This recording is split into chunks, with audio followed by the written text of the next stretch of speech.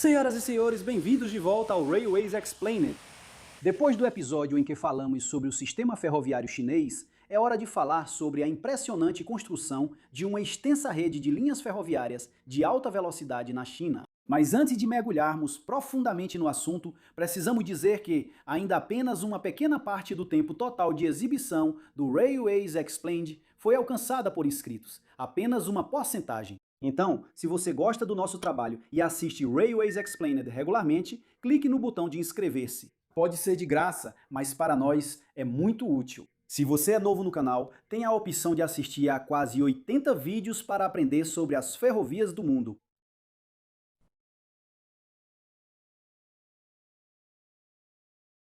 As sementes para a construção de ferrovias de alta velocidade na China foram plantadas durante o governo do ex-líder chinês Deng Xiaoping. Ou seja, Deng Xiaoping visitou o Japão em 1978, quando viajou no Shinkansen, o primeiro trem de alta velocidade do mundo. Como todo mundo, Deng Xiaoping ficou fascinado por esse acontecimento.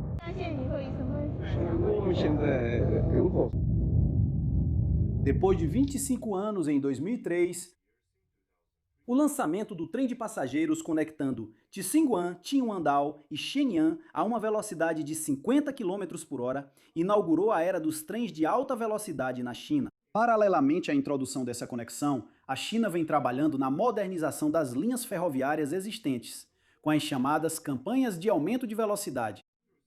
Através de 6 rodadas de campanhas de aceleração de velocidade em 2004 e 2007. O serviço de passageiros em 3 km foi aprimorado para atingir 50 km por hora, 3.002 km para uma velocidade de 200 km por hora. E 100 km de trilhos existentes foram aprimorados para atingir velocidades de 60 km por hora. O planejamento detalhado do sistema de trens de alta velocidade começou em 2004, o que resultou na adoção do Plano de Rede Ferroviária de Alta Velocidade de médio e longo prazo. Esse plano propôs, pela primeira vez, a construção de uma malha 4x4 de trens de alta velocidade, com 4 corredores verticais, incluindo linhas ferroviárias entre Pequim e Harbin, Pequim-Xangai, Pequim-Cantão e a linha de passageiros da costa sudeste, assim como 4 corredores horizontais, incluindo as linhas ferroviárias entre Qinghai, Taiwan, Xangai, Wuhan, Chengdu, Xangai, Kunming e Suzhou-Lanzhou. A rede planejada e a modernização das linhas existentes totalizariam 12.000 quilômetros de extensão. Em 8 de abril, a linha ferroviária Hefei-Nanjing foi concluída e aberta para uma velocidade de 50 km por hora. Em 8 de agosto, a linha ferroviária Pequim-Tianjin foi inaugurada a tempo para as Olimpíadas de Verão. Essa linha entre as duas maiores cidades do norte da China foi a primeira capaz de acomodar trens de alta velocidade a uma velocidade máxima de 50 km por hora. A malha nacional 4x4 de trens de alta velocidade foi amplamente concluída até o final de 15, servindo como espinha dorsal da rede de trens de alta velocidade da China. Em julho de 16, os planejadores estatais reorganizaram a rede nacional de trens de alta velocidade e revisaram o plano de médio e longo prazo. Esse plano revisado previa o aumento para 8 corredores verticais e 8 horizontais até 2030. A figura na tela mostra os atuais 8 corredores verticais e 8 horizontais. Ao colocar esses planos em prática, a China atingiu uma extensão de 40.000 quilômetros no final de 2021, conectando 93% das cidades com mais de 500 mil de habitantes pelo sistema de trens de alta velocidade. A imagem mostra como o comprimento dos trilhos de trens de alta velocidade evoluiu ao longo dos anos e seu crescimento percentual médio. Por exemplo, apenas entre 1.000 e 7.000 quilômetros de linhas de alta velocidade foram construídos. A expansão contínua da rede de trens de alta velocidade foi recentemente reforçada no chamado Sistema Moderno e Abrangente de Transporte para o 14º Plano Quinquenal, emitido pelo Conselho de Estado em janeiro de 2022. De acordo com esse documento, o comprimento total operacional deverá se expandir para 1.000 quilômetros até 2025, incluindo 50.000 quilômetros de linhas de alta velocidade.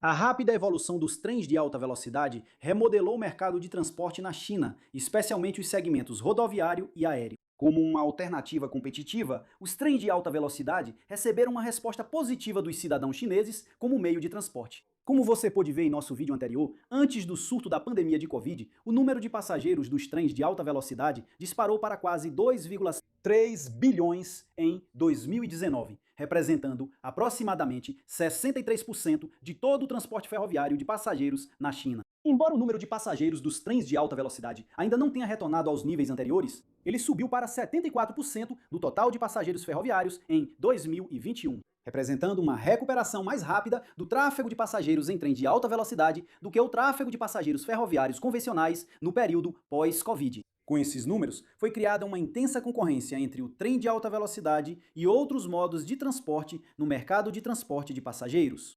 As conexões de ônibus que coincidem com as novas linhas de trem de alta velocidade tiveram uma queda drástica na taxa de ocupação, frequência, receita e volume de passageiros. Por exemplo, após a abertura da linha ferroviária Hefei-Fuzhou, com 675 quilômetros de extensão, as linhas de ônibus concorrentes foram canceladas ou passaram a operar com menor frequência por precisarem de mais passageiros. As conexões de ônibus no trecho Ningbo-Hangzhou tiveram uma queda de 68% na receita e de 26% na taxa de ocupação, após a abertura da linha de trem de alta velocidade entre essas duas cidades. Além disso, o tráfego de passageiros aéreos diminuiu devido ao desenvolvimento do trem de alta velocidade, com um impacto particular nos voos de curta distância. Notavelmente, os voos nas rotas Zhengzhou, Xi'an, Nanjing, Wuhan e Chengdu, Chongqing passaram de 3 vezes ao dia para cancelamento apenas 6 meses após a abertura das linhas de trem de alta velocidade concorrentes. O efeito substitutivo da introdução do trem de alta velocidade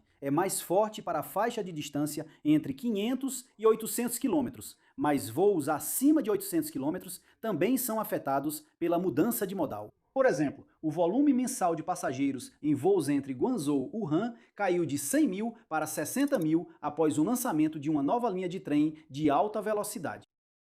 No entanto, o transporte aéreo ainda é dominante no segmento de transporte de passageiros de longa distância. Isso é demonstrado pelas estatísticas da linha de trem de alta velocidade Pequim-Chongqing, que tem cerca de 1.800 km de extensão. E onde a participação de mercado do trem de alta velocidade era de apenas 1% no período de 2011 a 2014. Curiosamente, uma vez que todas as cidades com mais de 500 mil habitantes estejam conectadas ao trem de alta velocidade, quase todos os aeroportos da China estarão cobertos pela rede de trens de alta velocidade. Com base em estatísticas de 2018, as viagens de trem de alta velocidade poderiam substituir cerca de 1 milhão e 100 mil voos, igualando uma taxa geral de substituição de 1% do total de voos. Estima-se que a energia economizada pelo trem de alta velocidade anualmente chegará a 9 milhões de toneladas de combustível de aviação e 11 milhões de toneladas de emissões diretas de carbono. O que torna o trem de alta velocidade acessível para muitas pessoas na China é o preço justo. As tarifas do trem de alta velocidade na China são cerca de 25% do preço médio europeu para esse serviço. Também é interessante que as tarifas do trem de alta velocidade sejam 3 ou 4 vezes mais caras do que os trens convencionais na China. Desde a inauguração da linha ferroviária Pequim-Tianjin até 2017, os preços estavam aproximadamente no mesmo nível. Durante 2017, os preços foram aumentados em algumas linhas na faixa de 10% a 50%, mas isso não impediu um aumento adicional no número de passageiros transportados. O custo de construção das linhas de trens de alta velocidade na China é significativamente menor do que em outras partes do mundo. De acordo com algumas estimativas, os custos de construção chegam a ser até 2/3 do custo em outros países, mesmo que muitas linhas chinesas tenham uma alta proporção de seu trajeto em viadutos ou túneis. De acordo com as informações que encontramos para algumas ferrovias projetadas para uma velocidade de 50 km por hora, o valor médio dos custos de construção é de cerca de 21 milhões de euros por quilômetro.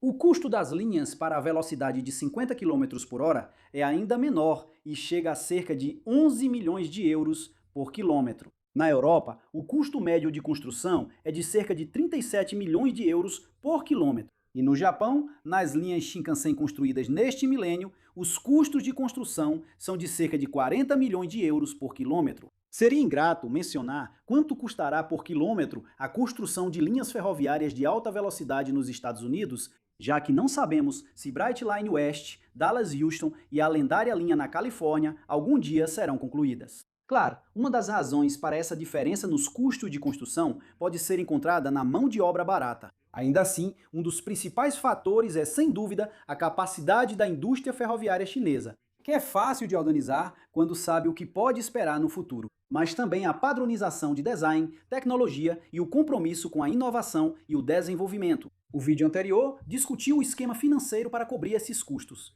Os custos de investimento foram parcialmente cobertos pelo governo central, por meio de empréstimos de bancos e instituições financeiras chinesas, pela ferrovia chinesa por meio de títulos e pelos governos provinciais e locais que formam plataformas de investimento ferroviário em nível provincial. Plataformas que também emitem títulos e empréstimos bancários. Dessa forma, o investimento e a dívida são compartilhados pela plataforma de investimento ferroviário do governo local e pelas ferrovias chinesas. Assim, as ferrovias chinesas podem evitar perdas severas e manter passivos de longo prazo.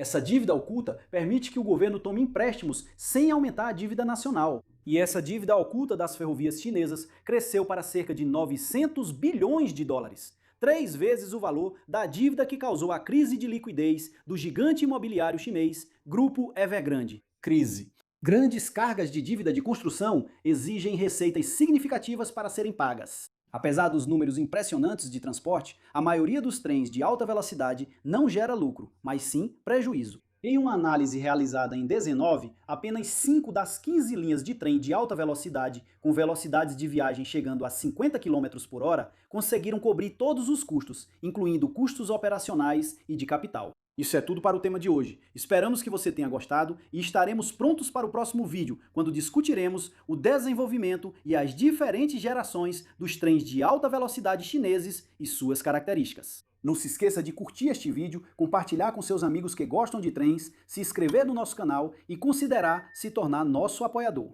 Até a próxima, tchau!